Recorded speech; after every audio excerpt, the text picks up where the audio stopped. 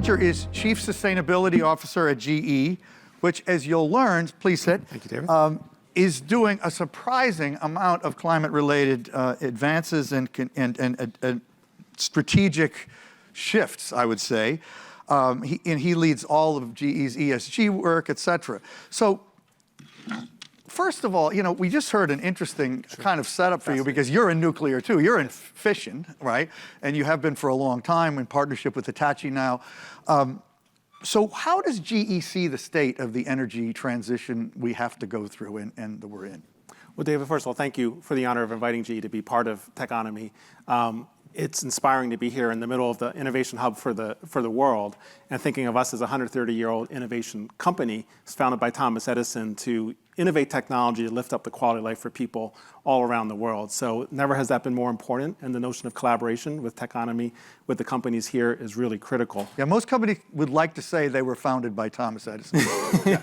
Well, I was thinking, walking up here and hearing all these young companies, if we were to all represent the age of our companies, I'd clearly be the oldest person in the room. But I think that's a good thing, and we can get into that. But in terms of the energy transition, it's significant. The fact that we're sitting here today, I think history will look back on this day, this month, this year, and say this was the era of climate innovation. This is when companies stepped up and said, we're going to innovate the technology the world needs to succeed in the energy transition. We've had policy, we've had research, and there's a lot of work to do. And we can talk about that. That's the theme here. But this is clearly the era of climate innovation. It's a common cause. And so lots of great things to talk about, and we're happy to be leading that innovation. Well, there's some amazing stats about GE. I don't know whether you were planning to say them, but GE basically, equipment built by GE in one way or another, according to you guys, is responsible for creating 1/3 of all the world's electricity, right? And 90% of all the world's electrical transmission has some equipment in it built by GE. And then the last number was 40% of all the software in the world that manages electrical grids comes from you guys. So that is an extraordinary impact of one company. So I just wanted to say that. But now, so Ukraine war has really shifted all of our perceptions of where the world is headed and what we have to do and how hard it is. How do you see the impact of that event, given that you're so globally intertwined with energy? Right, and one more statistic, 175 countries, which I think is a really important part because we want to solve this for the whole world, not just the United States, North America. Our ability to understand, to shape our technology, tailor it in all parts of the world, 175 countries is a key part of that 1/3. But thank you for asking about Ukraine. Last week, I spent the week in the UK, Brussels, and Berlin, and clearly this is the thing on everybody's mind for good reason, not only the conflict, but the impact beyond the Ukraine on energy. And just two thoughts on this. I think it goes without saying, obviously, hearts go out to everyone impacted by this. It's personal to me. My mother-in-law's from the Donbass region. She's home safe with us. But I see, from her Facebook, from her text messages, what's really happening on the ground and the uncertainty. So, of course, we want that to be resolved first and foremost. From an energy perspective, the theme last week was acceleration. It's a simple word. I think that's all we need to say.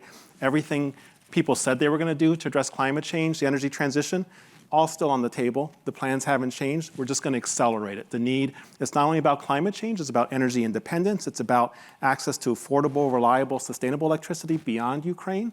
And so whether it's nuclear, renewables, hydrogen, carbon capture, sequestration, we're going to see the EU, I think, leading this notion of acceleration. You can't do it fast enough. They need to do it by the winter season to stabilize things. And so I think it's really just building the momentum for the climate change efforts and decarbonization. Just a question that you prompt me to ask. You guys, I think you're the only major American company that builds wind turbines. We're certainly the biggest, right? In the US, yes. And there's a few others, but you guys are huge. And we've heard a lot of European countries announce radical increases in their wind plans because of even since the war. Is it possible to scale up and speed up the deployment of wind energy?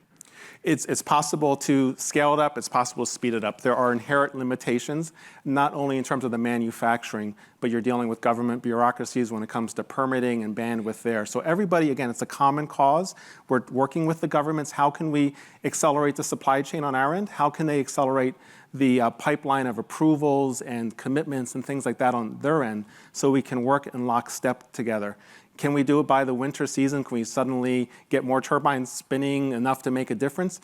Not so sure, but the notion of energy diversity, there's a number of things we can do. Software is a big part of it. In my conversations last week, I said the number one thing you can do the quickest to get more energy efficiency, to bring more resiliency to your grid from cybersecurity, from weather events, from more demand, is software. Let's get the software in there, and you'll see results immediately. Yeah, and I know another thing you have that's a big business for you, or a growing business, is for utilities that are forced by law to accept solar from individual customers. They haven't really had the software to manage the complexity that introduces their grid. But if they can, it will be better for all of us, and that's another thing you're working on, just to throw that in. So you're a giant company. We just heard from a really interesting startup in nuclear. How do you think about GE's role and opportunity vis-a-vis, we're here in Silicon Valley, where startup is worshipped. Yep. How do you think of that? It's a fair, astute point, and I think it's a best of both worlds scenario. We're dealing with some of the world's most complex technology: healthcare equipment, aviation equipment, energy equipment. Sometimes these are like controlled explosions happening within the tolerance of a couple human hairs. And so you need that legacy of multiple generations, even a century of technology to work against the laws of physics. You need this 175 countries. We want to solve this for the world. So you need the networks, the technology, the expertise of an incumbent. But we admire the startups. We admire the thinking outside the box, the passion, the energy, the nimbleness, frankly, the attention they draw to their ideas and to their interests. So we very much want to have a best of both worlds approach. The technical background of our incumbency, our global network, our global understanding, but thinking like a startup, thinking nimble. We have a research center in New York. I put it on par with anything in California. And the notion of collaboration. Startups are great about collaboration. They're great about partnerships. This is a common cause. We'll work with anybody who can help realize these mutual goals. And so we very much want to bring the best of both worlds to how we approach these issues. So you're working on being a better collaborator, among other things. Yeah. Collaboration. That's not easy for a lot of giant companies. It's not. Yeah. So when you have such an incredible portfolio of technologies. I mean, so you have a good perspective on what is going to help the most going forward. We've heard how urgent progress is. Where do you see the most exciting opportunity? We're very much focused on the breakthrough technologies, and I think that's been a theme for today, is we want to deliver the best technology we can today to make the improvements, renewable, gas, grid. But we have people working labs today, again, in upstate New York and India. It's like a time machine. You go into our labs, you'll see someone working on a piece of a future jet engine that we may or may not use in 5 or 10 years to get a fraction of a percentage of efficiency. But we have to be doing that today. If we're not, who else is going to do it? And we're never going to make that progress. So we look at hydrogen as a fuel, sustainable aviation fuel, carbon capture sequestration, small modular nuclear reactors, and wind turbines that use superconducting technology. We took the technology from our MRIs, we're sticking them in wind turbines. The advantage of that is there's no rare earth metals. We cut out the rare earth metal supply chain. Really? So these breakthrough technologies is really where the excitement comes from, and where we have a lot of time making these investments. So getting rid of the rare earths and all that helps us wean ourselves off of our reliance on China in particular, right? The entire rare earth supply chain all around the world, which carries multiple consequences, conflict minerals, things like that. So we are looking to innovate not just the efficiency coming out of a turbine, but the whole life cycle and the design from an environmental perspective and a human rights perspective of what's going on. That's an area we're going to hear more about from Michael Dunn later, talking about batteries and EVs. And so small, what do you call them, nuclear? Small modular reactors. Small modular reactors. So, okay, fusion may or may not come to the rescue, but we have what you would, I'm sure, insist are safe new technologies for fission. Just quickly talk about how some of that's going to work. Sure. So, I think nuclear has been the turnaround story of the last year or two. If you look just 2 years ago, there was a side in favor of it. Bill Gates, probably the most prominent person. There was a side strongly against it. Not that there's not still a debate, but we've seen a strong trajectory on the next generation of small modular reactors being part of the solution. So GE's invested in 2 ways. One is we've taken your classic nuclear reactor, and we've basically shrunk it down and modularized it so 90% less footprint, built in 2 to 3 years. Really? The most modern technology. And so all the this is not Homer Simpson's nuclear reactor. This is, yeah, that didn't help your industry, but go on. Yeah. This is a modular system. It's state of the art. And huge momentum and traction. We're working with the Canadian government. We're working with Poland to get these online. There's another generation beyond that. We're also investing in the Terra Nova natrium reactor, which is, this will get beyond my expertise, but where ours is the modern adaptation evolution of the conventional nuclear reactor, this is a whole new nuclear technology. So both of these are being developed in parallel because we are seeing this momentum as the turnaround story, nuclear clearly having a hold as part of the net zero future. Well, it's interesting. France is totally dependent on nuclear. Germany's shutting down all nuclear.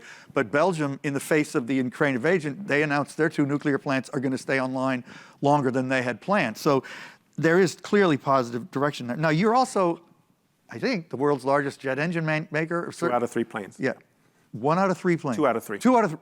Are your engines? Yes. So that's a lot. So you're the biggest. Okay.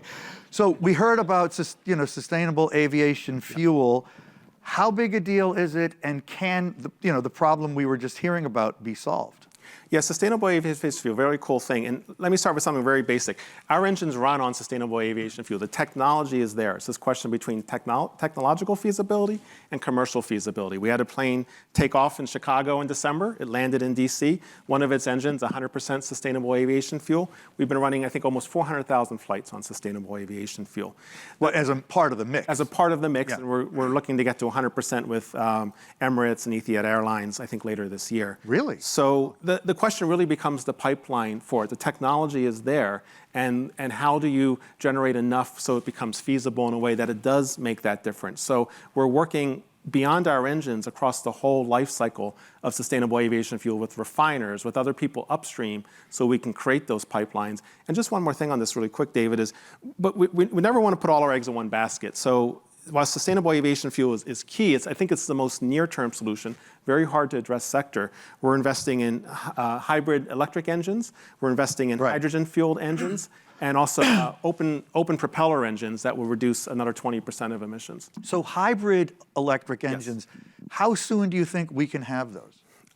One of the things I've learned about this space is there's not going to be one-size-fits-all solution. You may have a hybrid electric engine on a short-haul flight like a regional jet, but when you have the double-aisle, multinational flights, they may require a different technology like sustainable aviation fuel. So I think we're looking to test those, nearer-term solutions on the smaller planes.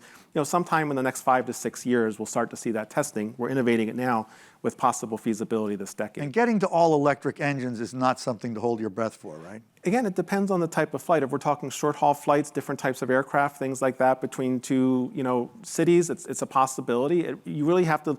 Right now, airplanes run on jet engines. That's a simple proposition.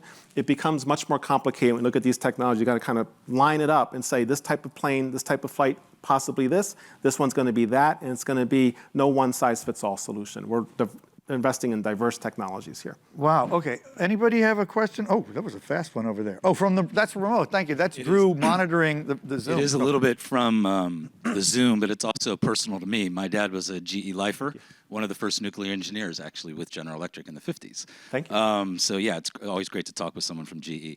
The state of nuclear sort of energy in the United States specifically, I guess, is what I'm asking about. For a long time, no new reactors were built, but there are 2 now being built, I believe, in the United States. My dad always said it was public perception and politics. That was always in terms of what was the, what prohibited nuclear from, and 3 Mile Island, of course. But what's the state of sort of nuclear in North America? And do you see, particularly maybe post-Ukraine, more momentum? Are you seeing some just inklings of more momentum in terms of more support for nuclear, particularly in North America or the United States? Great question. Sure. It is a great question, and great to hear about your father. I'd love to hear more about it. I do think this has been the turnaround story. When the Biden administration came in, we were reading the tea leaves. They didn't say much about nuclear. We're like, is this intentional? Did they intentionally leave it out? Are they trying to send us a message? They've been great to work with. Jennifer Granholm in her office, they've been fully on board with seeing the next generation of small modular reactor as part of the solution, partnering with us on demonstration projects, working with us to find a U.S. partner. We've got someone in the works to help demonstrate it here. Ontario has actually led, I think, the global movement of supporting small modular reactors. They're ahead of almost anywhere in the world and saying we're going to commit to getting something online by 2027, 2028. And back to Ukraine, when I was in Europe last week, everything was, we want to be invested in small modular reactors for those who have been walking away from nuclear, maybe not as fast as you were alluding to earlier. And so it does seem like this has been the turnaround story, and we're happy to be at the center of that innovation. And as a very brief follow-up, just so you think the future is more the smaller reactors Yes. Like my dad was boiling water reactors. I remember BWRs. So that sort of large scale you see is evolving over time. Is it literally smaller? So to our technology is the BWRX, so your dad would be proud. It's still the same technology, shrunk down about 90% of the footprint, built in 2 or 3 years in a modular way. The TerraPower reactor I was mentioning, which is the next generation, fundamentally different technology. But the near-term one, what we'll see coming online 2027, will be based on the work that your dad did. Great, thank you. So you've mentioned Biden, and this is the last question because we got to wrap, but policy, what policy would you most like to see that we don't have? Certainty. The worst thing you can do to hurt this track of innovation, partnering with the government's great. They've been great partners. They share the risk, they share the outcomes.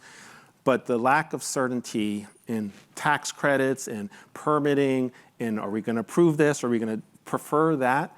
That's the kind of thing that really holds up businesses from making the long-term investments, not just for GE. I think you've heard this as a theme all day today. And so we would ask respectively, it's not just the Biden administration, it's Congress, let's get together, let's decide what's good for this issue. Let's commit with some certainty so we can make, these are long-term decisions. These are big cycle investments. We just heard that.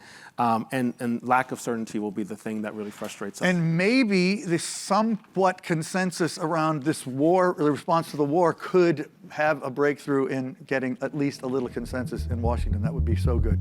Thank you, Roger. Thank you. So good to have you.